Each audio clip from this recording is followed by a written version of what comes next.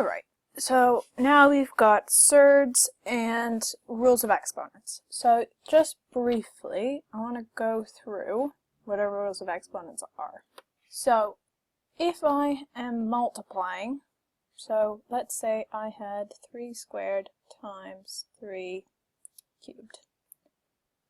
When I multiply exponents, I'm going to add them together. So I end up with 3 to the 2 plus 3, which gives me 3 to the 5.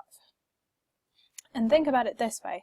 If I broke this down, I would have 3 times 3 would be my 3 squared, times 3 times 3 times 3 would be my 3 cubed. So this would be the 3 squared, this would be the 3 cubed, and all together I have 3 to the power of 5.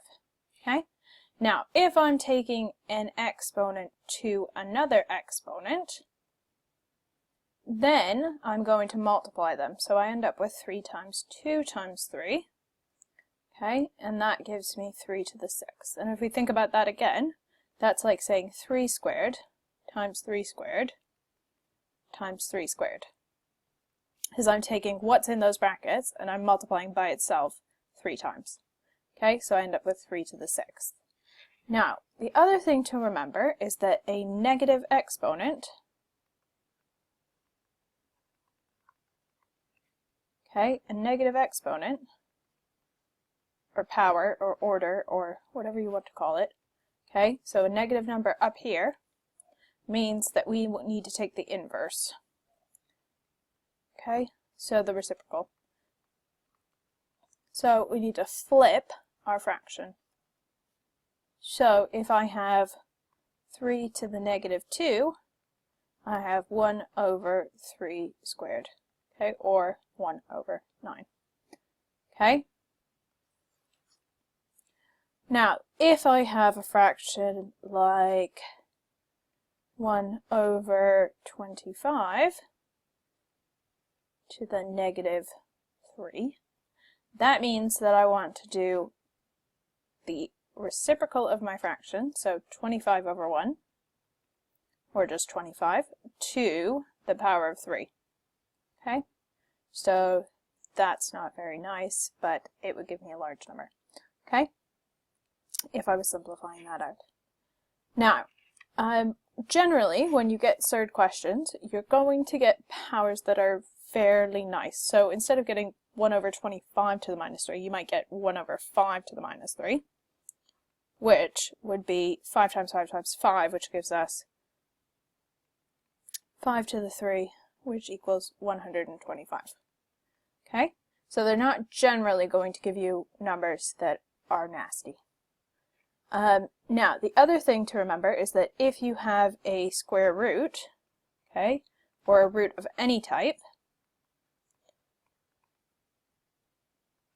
that's going to be a fraction.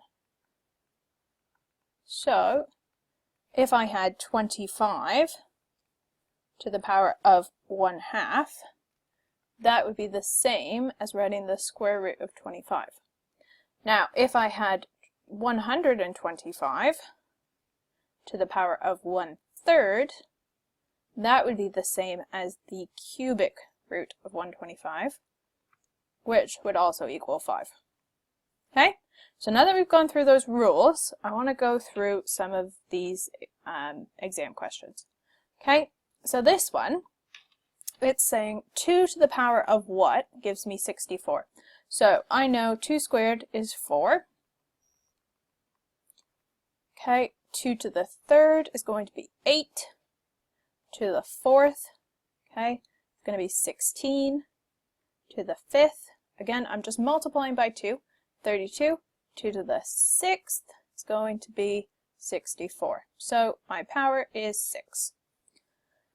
Now, with this one, I want to rewrite this square root in exponent form. So I'm going to write it as 7 to the 1/2, because that's my square root, to the power of 5. Now remember, if I'm taking an exponent to a power, then I'm going to multiply them, so I get 7 to the 5/2, or 7 to the 2.5. Okay, so they gave their answers in decimal format. honestly, I think if you've got 5/2, you're probably fine, but we'll be safe and put it in decimals. Okay, let's take a look at this one. So this one's a little bit trickier because they've given us a square root, but not in a base of 3. So remember that when you're combining exponents, your base number has to be the same. If it's not the same, then you can't combine them. So right now, I can't do anything with this because this base isn't 3. But I do know that 3 to the power of 3 gives me an answer of 27. So if I rewrite this, I've got 3 to the power of 1 times 3 to the power of 3. Square root is going to be to the 1/2, and that's going to equal 3 to the n. Okay, so then I want to simplify these, so that's going to give me 3 to the 1 times 3 to the, remember, if I have a power to another power, I multiply, so 3/2. If I take this as a fraction, I'm going to have 2 over 2, so when I combine those, I get 3 to the 5/2. Okay, so again, 2.5. Now, with this one, I've got 1 over 8. So again, that 1 on top tells me that I need a negative exponent, okay? And if I think about 2, I need 2 squared is 4. 2 cubed is 8. So I need a power of 3, so I'm going to have an exponent of -3. Okay? This one is asking you, what do I have to multiply this √5 by to get to √80? So when we're simplifying surds, what we're looking for is perfect squares. Because if I think about a perfect square, so if I have the square root of 16, that equals a whole number. So it equals 4. Okay, so I'm looking for what perfect square divides into 80 to give me 5. So what I can do, if I've got my calculator, is I can just do 80 divided by 5, which gives me 16. Okay, so I end up with √5 times √16. So all I've done is I've taken that √80 and I've broken it down into its two parts. Now √5 stays the same, but √16 is the same as saying 4. Okay, so I end up with 4 √5. Okay, so our whole number goes in front, and then our surd follows. So our value of k is 4. Now I'm going to leave these ones, and we can do this one actually. So again, when we are looking at brackets with two terms, remember your FOIL. So first, outside, inside, last. So we also can draw our double rainbows. Ta-da! Okay, so those are all the terms we're going to need to multiply. So I've got 9 times 9 gives me 81. Okay, outside gives me 9√7. Inside gives me 9√7. And the last term's √7 times √7 gives me the square root of 49. Okay, which also gives me 7. Okay, so if I take a square root and I square it, or multiply it by itself, that gives me whatever's underneath there. Okay, so if I look, I'm going to simplify my number term. So I've got 81 plus 7, so that gives me 88. And then I've got 9√7 and 9√7, so I get 88 plus 18√7. Now, be careful, because they often give you what form they want that equation in. So we've got it as a number plus some variable times, or sorry, some coefficient times √7. So we've answered that correctly. Now, I'm going to skip this one and move on to some of the grade 8 surd questions. Now, with these ones, what we are looking for, just like we did before, is we're looking for whatever perfect square I can take out of this. So what I would suggest is having a list of your perfect squares. So you've got 1, which doesn't really do anything, 2 squared, which is 4, 3 squared, 9, 4 squared, 16, 25, 36, 49, 64, and 81, and then 100. Okay? And always keep those numbers in the back of your mind, because those are the numbers that you're looking to divide into these. Okay? So if we look at this first one, 45, I know that I can do root 9 times root 5. Okay? And I would actually recommend writing them out like this, especially if you're having trouble simplifying. And then you can write, okay, I know root 9 is 3, so I've got 3 root 5. Okay? And that's my final simplified answer. So there's no other perfect squares that I can take out of 5. If we look at 200, that one's pretty obvious. We've got 100, so I can do root 100 times root 2 gives me 10 root 2. Alright, so not too bad. Again, just look for your perfect squares that can come out of there. Now, with this one, it's more about knowing your rules of brackets. So if I'm looking at that first question, that root 5 needs to multiply here and also here. Okay, so that's going to give me 4 root 5 plus root 5 times root 5 gives me root 25, or it gives me 4 root 5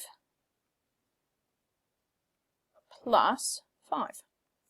Okay, and generally when we have a whole number plus a surd, okay, we write our whole number first and our surd follows. If we look at this one, you're going to do a first outside inside last, so I'm not going to go through that one. But I do want to go through rationalizing denominators. So, denominators, we want a rational number. Now, surds are not considered to be rational because they cannot be expressed in a precise decimal. Okay, so when I use them, I tend to have to round, which doesn't give us a precise answer. So, what I want to do is I want to eliminate that surd from the denominator. Okay, so to do that, we're going to use our rules of surds, which tell us that if I multiply a surd by itself, I get a whole number. Now, just like if I was doing fractions, if I have the same number on the top and the bottom, I'm not actually changing the relationship between those two numbers. Because if I think about root 10 over root 10, that's going to give me a value of 1. So as long as I do the same to the top as I've done to the bottom, I am fine. Okay, so I'm going to multiply across. That leaves me with root 10 over 10, and I'm done. Okay, so those ones aren't... Oops. So I'm going to do another example of rationalizing denominators when we only have one in the bottom, and then I'm going to do a separate one on when we have 2 terms in the denominator. So I'm almost out of time. So if we look at this one, again, we want to get rid of that surd from the bottom, so we're going to multiply by root 15, and we're going to multiply by root 15 on the top. Okay, so I end up with 3 root 15 over 15. Now, with this one, I can actually simplify this fraction because I have 3 over 15, which gives me the same as 1 over 5. So I've got 1 root 15 over 5, or just root 15 over 5. Okay, and that's because I've divided the top and the bottom by 3. Alright, I'll give you one more because I've got 1 minute left.